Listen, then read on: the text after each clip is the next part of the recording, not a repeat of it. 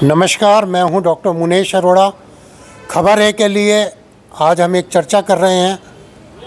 अभी डूंगरपुर में दिलीप की डेथ हुई है कल, उसको लेकर रात को 1 बजे तक जो वार्ता हुई, बाबूलाल जी खड़े, मंत्री मुन्नालाल रावत, सांसद और राजकुमार रोत, ये तीनों बैठे मगर कोई समझौता नहीं हुआ। अब सवाल ये उठता है कि दिलीप की मौत तो हो गई, वो पुलिस हिरासत में दिया गया था, ये भी एक फैक्ट है। 4 दिन तक वो आईसीयू में रहा, ये भी एक फैक्ट है। और इन दिनों में लगातार मौतें हुई हैं इस संभाग के अंदर, और उसको लेकर हाई कोर्ट ने भी प्रश्न लगाए। मेरे साथ राजेश जी हैं, मेरे साथ कपीश जी हैं, सीनियर जर्नलिस्ट, मेरे साथ गोविंद है जो एक्टिविस्ट हैं, आदिवासी क्षेत्रों में काम करते हैं।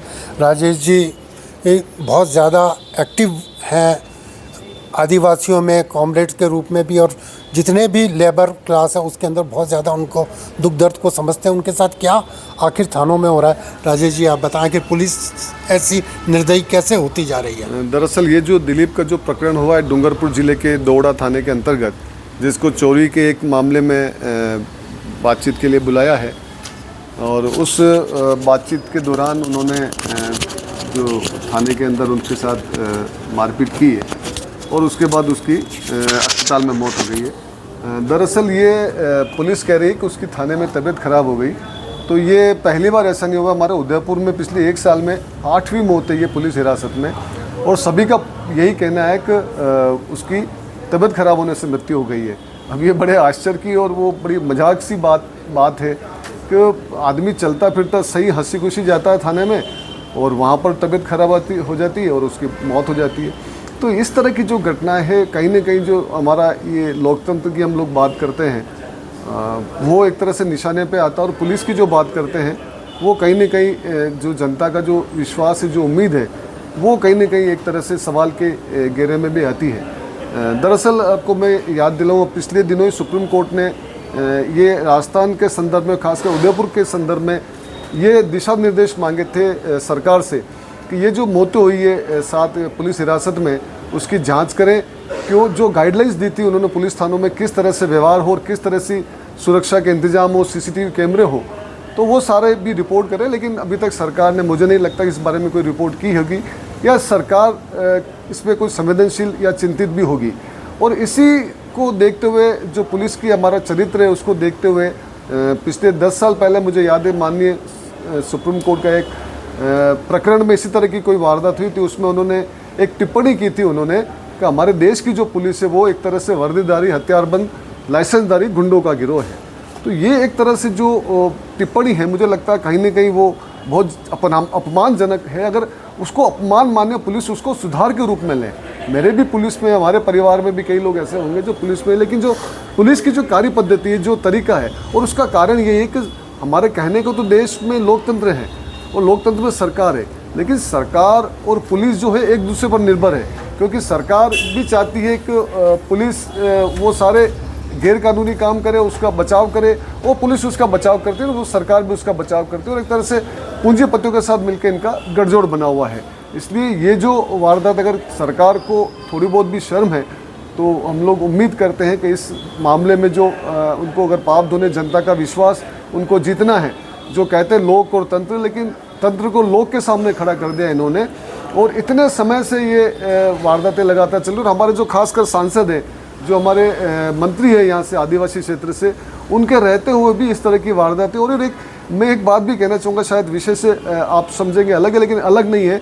इन्होंने एक ही बात चला रखी कि आदिवासी जो वो हिंदू हैं। अरे वो हिंदू है या नहीं है उसको आप छोड़िए, वो इंसान है, और उसकी आपको जो है कदर करना, और वो उसकी जान की सुरक्षा करना, उसके सम्मान की सुरक्षा करना, उसके लिए रोज़गार के अवसर पैदा करना, उसके खेती को उन्नत बनाना, ये काम नहीं करके नफरत फैलाने का जो दोनों ये जो हमारे मंत्री और जो सांसद है वो काम करे, इस तरह से बहुत खाई बड़ी पैदा कर रहे हैं, और उस पर पुलिस में उस पर सहयोग कर रही है। तो मैं उम्मीद करता हूँ कि हमारे यहाँ की जनता है, आदिवासी जो है, आदिवासी बहुत क्षेत्र है, उसका सम्मान करते हुए सरकार तत्काल जो ये जो दोषी पुलिसकर्मी है उनको निलंबित करके उनको बर्खास्त करेगी, और जो भी मांगे हैं, जो आंदोलन कर रहे हैं, उनकी मांगों को स्वीकार करके हमारे उदयपुर की जनता का भी उनके प्रति जो थोड़ा बहुत भी विश्वास अगर जमाना है पुलिस को, तो सरकार जो है इस तरह का निर्णय लेगी। कपिल जी, आपका पुलिस से इन दिनों में बहुत आप एक्टिव पत्रकार हैं, काफ़ी लंबे समय से कई प्रकरणों में आप जूझे हैं पुलिस के। आपके पुलिस ने तो क्या प्रकरण आपके खिलाफ झूठे बनाए, जो जिनके खिलाफ आपने खबरें चलाई उन्होंने आपके खिलाफ झूठे प्रकरण भी बनाए। और एक प्रकरण में तो मैं खुद न्यायालय में आपके साथ पेश हुआ था, फतेह स्कूल के मामले के अंदर मैंने बात भी की थी वहाँ पे। क्या लगता है पुलिस का रवैया दिलीप के प्रकरण के बाद, क्या आपने क्या अनुभव किया? आप पुलिस के साथ बहुत ज़्यादा टच में रहे। झूठा था मुकदमा आपके खिलाफ, वो मैं जानता हूँ, क्योंकि एक पत्रकार 12-13 फीट चढ़कर पंखा तोड़ देगा, ऐसा तो मेरे ख्याल से मेरी दुनिया में कहीं नहीं हुआ होगा जो आपके ऊपर आरोप लगा था। तो अब जब दिलीप का मामला आया और जो 8 प्रकरण आए हैं, उसको लेकर आप क्या कहना चाहेंगे? जैसा कि अभी ये डूंगरपुर वाला मामला आया है, उसके अंदर ये कह सकते हैं कि अब तो उच्च अधिकारी जो पुलिस प्रशासन में बैठे हुए हैं, चाहे वो आईजी हो, एसपी हो, इनकी जो बात है, इनके निर्देश की पालना के प्रेस नोट हमारे पास ज़रूर आते हैं कि इस अधिकारी के निर्देश पर हमने ये काम किया। मुझे ऐसा लगता है कि अब थानों में बैठे हुए जो पुलिस वाले हैं वे सभी उच्च अधिकारी बन चुके हैं, बड़े अधिकारी बन चुके हैं, क्योंकि वो अब किसी की नहीं सुनते हैं। ये सीधा सा एक चेन ऑफ चल रहा है, जिसके माध्यम से यहाँ पर नीचे का अधिकारी सारा सेटलमेंट करता है थाने में, और वो ऊपर तक जाकर ये सारा काम सिस्टम में बैठाता है।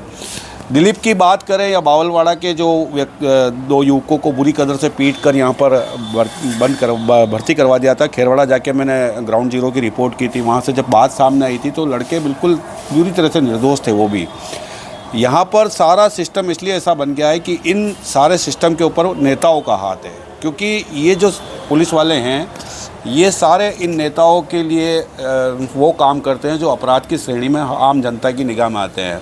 अभी एसपी साहब ने एक निर्देश दिया था कि सीसीटीवी कैमरे की बात, फिर एक रिपोर्ट आईजी साहब का, जो हमारे जयपुर से डीजीपी साहब, उनका भी एक आदेश है यहाँ आईजी के पास है कि पुलिस थाने के अंदर सीआई के कमरे में एक ट्यूबलाइट और एक पंखे के अलावा अगर कोई भी चीज़ है तो वो जांच के दायरे में आएगी। लेकिन आज आप देख लीजिए, एसी लगे हुए हैं, हाईटेक कर्टन लगे हुए हैं, हाईटेक शौचालय बने हुए हैं, क्या नहीं है उनके कमरे में। तो ये सब चीज़ें कहाँ से आई?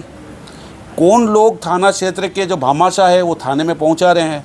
और ये सब चीज़ देने के बाद में वो भामाशाह थाना अधिकारी से अपना हित का कौन सा काम करा रहे हैं? क्योंकि ये दुकानें चल चुकी है, दुकानों को बंद करेंगे तब जाकर ये काम सिस्टम के अकॉर्डिंग आएगा। और उसके बाद जिस तरह की बात आई है कि डूंगरपुर के दिलीप की ये हत्याएं रुकेगी, क्योंकि ये हत्या है, सीधी तरीके से कहा जा सकता है। ये कोई न तो तबीयत ख़राब हुई है न कुछ हुआ है। ऐसा कई बार हुआ है कि 4-4, 5-5 दिन तक आईसीयू में भर्ती कर दिया, उसके बाद हमारे साहब है यहाँ के राजा, वो कहते हैं कि मौत हो गई। तो 4 दिन तक माहौल को देखते हैं कि जनता भड़क तो नहीं रही है, अगर भड़क रही है तो उसे 5-7 दिन और बढ़ाएंगे। यहाँ तो राजकुमार रोज पूरा धरना दे के बैठे हुए 4 दिन से। डूंगरपुर कलेक्ट्री बंद कर रखी है उन लोगों ने, घेर रखी है पूरी की पूरी। कल मंत्री वहाँ थे, कल वो सांसद मंत्री जी जो रावत जी है, उनको तो खाली अभी फेसबुक पे लाइव आने से फुर्सत मिल जाए। एक तो सबसे पहले तो कैसे उनको आदिवासियों को हिंदू बताना है, हिंदू को आदिवासी बताना है, क्योंकि मंत्रियों के काम अब यही रह गए हैं, स्कूल बनाना, चिकित्सालय बनाना, आईआईएम बनाना। ये तो पुराने जो नेता होते थे उनकी सोच हुआ करती थी। ये अच्छा हुआ कि ये उस दौरान में नहीं थे, बाकी ये महाना। क्या कपिल जी पैसों से इंसानी ज़िंदगी वापस आती है? आप कंपेशेट करते हैं कि इस पैसा दे दिया जाए, मगर इंसानी ज़िंदगी का मोल पैसा तो नहीं हो सकता। तो हमारे यहाँ तो जितने भी आईजी आते हैं और कलेक्टर आते हैं वो कहते ही ये बात है सबसे पहले कि हम गांव में एक मोताना चल रहा है उसको बंद कराएंगे। लेकिन हमारे को तो लगता है कि शहर के अंदर एक मोताना की नई प्रक्रिया चालू हो गई है, ये बंद क्या कराएंगे? इन्होंने तो नया मोताना कर दिया है। अब भी देखिए कालबिलिया समाज के लोग मोताना मांग रहे हैं मोर्चरी के अंदर, अभी जाके आए वहाँ पे, क्योंकि वहाँ पर कल हत्या हो गई है, आगजनी हो गई बड़ी। जी। तो ये चीज़ अब चलेगी, इसे कोई बंद नहीं कर सकता है, चाहे कोई सरकार आ जाए। गोविंद जी, आप इस क्षेत्र में काम कर रहे हैं, आदिवासियों में काफ़ी काम कर रहे हैं, ट्राइबल्स में हैं, लोअर तबका है, उसके बीच में काम कर, क्या कहना चाहेंगे आप? देखिए, ऐसी घटनाएं जो होती है, ये जो घटनाएं हैं, विधि से संघर्ष करते हुए व्यक्ति जब अपराध करते हैं, जिनको कानून का ज्ञान नहीं होता, वो लोग इस प्रकार से घटनाएं करते हैं और उनके हाथ से कहीं न कहीं अपराध हो जाता है। माँ के पेट से तो निष्पाप व्यक्ति जन्म लेता है, लेकिन समाज और हालात उसे इस प्रकार से बना देते हैं।